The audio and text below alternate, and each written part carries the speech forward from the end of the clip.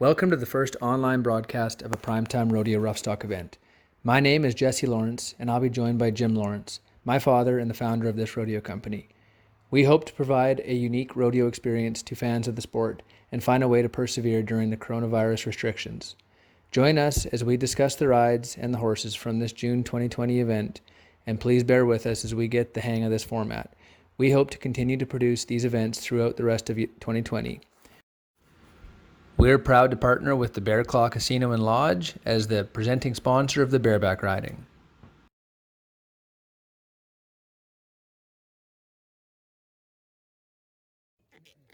Well, the first cowboy we're going to come to today is Dantan Bertsch. He's a young Canadian cowboy who has been making waves on the south side of the border here. He's competed in rodeos such as San Antonio and Fort Worth, and he's currently busy in Canada because he can't get across the line with the COVID concerns. Yeah, he's drawn a pretty good young mare of ours that's just turned 8 this spring, and she's been a bit of a she's developed really well over the last couple of years. Went to the last 2 CCA finals.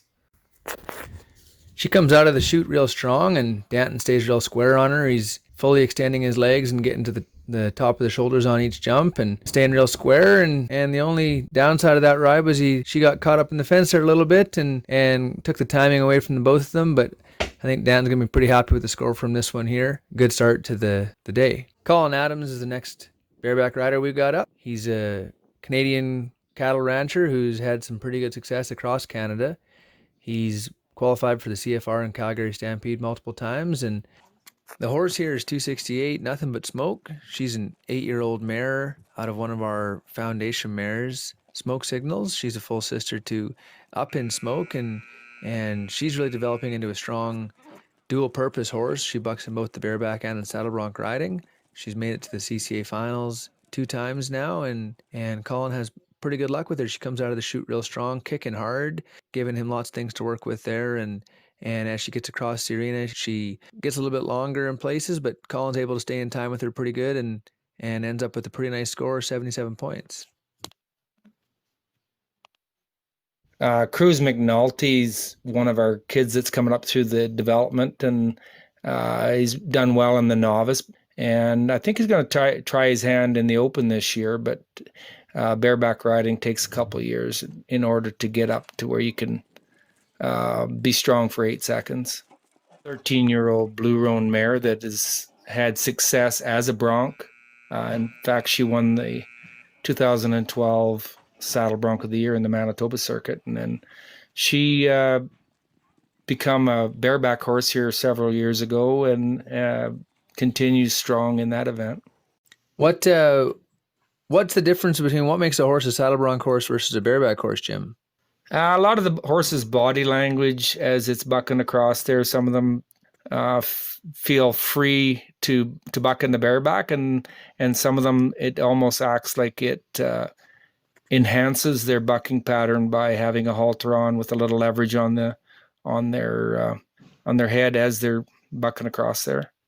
Justin Carrier, he's another young bareback rider who is really working on his consistency, and he started riding in Ontario and he's moved out to Saskatchewan here in the last couple of years, and he's come out to our place lots to spend some time learning and getting on some horses. Would you say size matters much in which event they're in? I know there's more weight on them and different style of riding in the saddle bronc versus the bareback riding.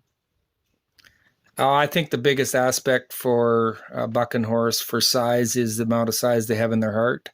I don't necessarily think that a small horse has a disadvantage in the bronc riding, but if the rider's bigger, it may come into play.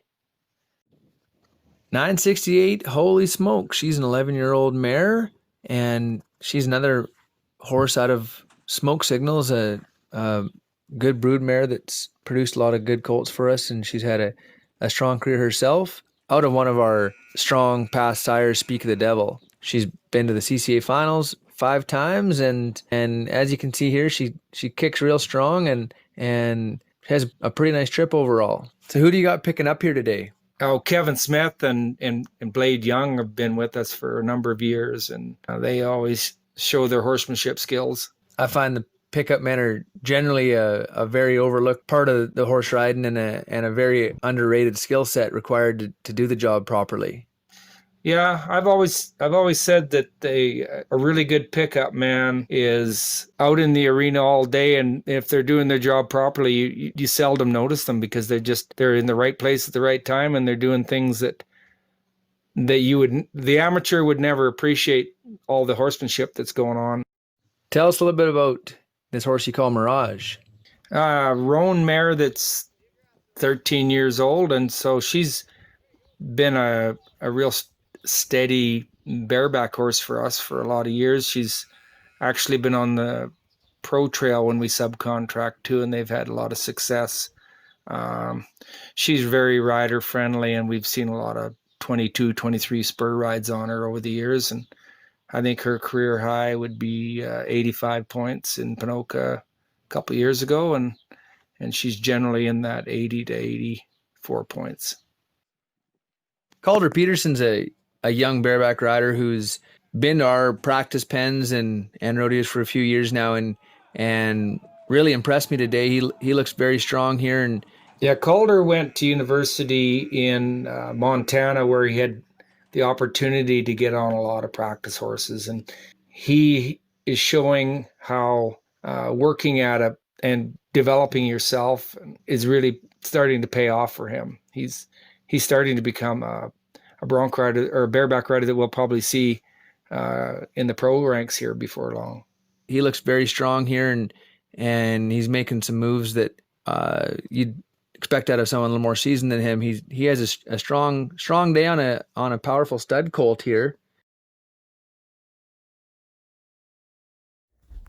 And that brings us to the saddle bronc riding, brought to you by Verdon Chrysler Dodge. Another brother is just a classic example of how through a number of years where you can develop a horse into being what he is today. The first several years we used him as a bareback, and he just needed to find his niche in the rodeo business, and then we converted him over into the bronc riding about 6 years ago. He's now 12 years old, and now he's become one of our best money horses. I would be game to say that he'll fit in any bronc riding anywhere in North America where the cowboys would love to come get on him, and he shows it here today. He's a little high-headed, but that's just his nature, and it goes back into some of his bloodlines where there's where the horse doesn't want to take as much rein as what the next one will, but the cowboys have learned to adapt to what type of rein to give them, and Logan seems to get along with him pretty well today and ends up with a real...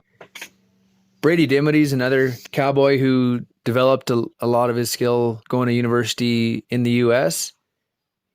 Brady was down in New Mexico and Wyoming getting on and traveling with some really well-accomplished guys like Taos Muncie. And he's come back to Canada and done real well for himself. He handles this colt real well. Again, this colt throws some wild moves at him, and Brady's able to stay square and keep moving his feet through everything that happens. Yeah, as I watch this 5-year-old buck, I see where there's so much potential. I think once he learns exactly what he's wanting to do out there, he today just kind of got bottled up a little bit and decided that he may as well spin at the end, but he's kicking through it, and it seems like he's struggling as to how much rein he wants to take. Or I think the next time if Brady got on him, he'd know to give him a little more rein.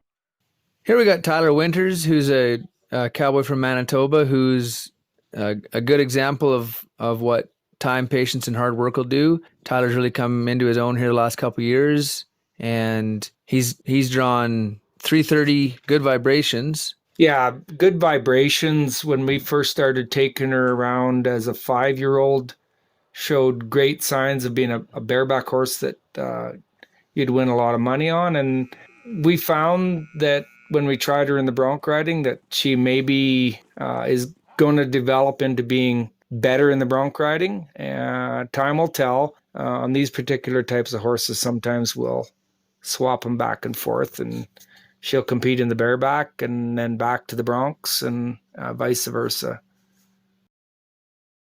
What can you tell us about Kole Ashbacker here, Jim?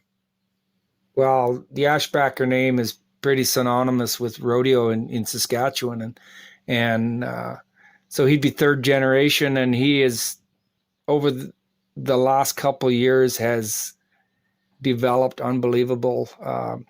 Where he's chasing rodeos all across North America, and we're just lucky to have him here today because of this COVID deal where he happens to be at home, and you'll see this kid at the NFR someday, and he's just part of that new group of young bronc riders out of Canada that's turning heads everywhere they go. And he showed us today when he got on the right kind of animal, he can play with the best of them. Yeah, it has a real nice trip here and doesn't hardly miss a lick. This bronc ride would win a lot of rodeos, like you said, across North America, I think. You want to give us a little bit of a background on this horse here, Jim? Well, Say Wen is a 10-year-old. She's a classic example of just taking time to develop a horse. It took till she was about 6 before she was comfortable in the chute. We bucked her in the Bareback.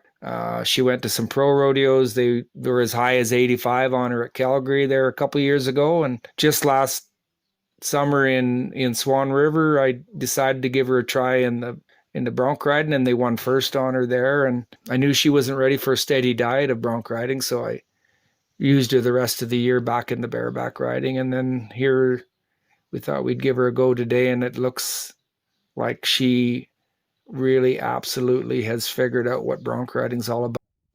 Brings us to an Aussie cowboy, Lachlan Miller, come over here and been a real strong bronc rider the last couple of years. He's got a nice draw today, Jim.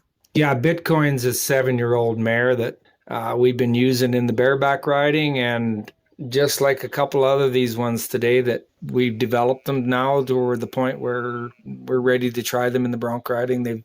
They've settled down into a set pattern, and when you're lucky with converting them to bronc riding, they will end up being a better horse than they were in the bareback riding. And this is great example of that today with Bitcoin. She looks like she's taking a bunch of rein and going across there nice to spur. And yeah, Lockie's got quick feet, stays square with her, and there's not a whole lot of things that he could improve upon during that ride. Well, that concludes our first event. We hope you enjoyed what we did here, and we hope to bring you more of these in the future. We couldn't have produced these without our sponsors.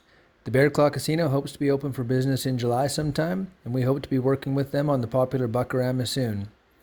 Verdon Chrysler Dodge has helped us into a 1-ton dually we use to get down the road. They have a great sales and service department that can help you with whatever you need. Nielsen Seeds in Verdon, Manitoba has helped us learn about high-quality forage options and cover crops. They're a valued resource for all your ag and seed inputs. The Wawota Veterinary Clinic is your source for large and small animal needs in Southeast Sask.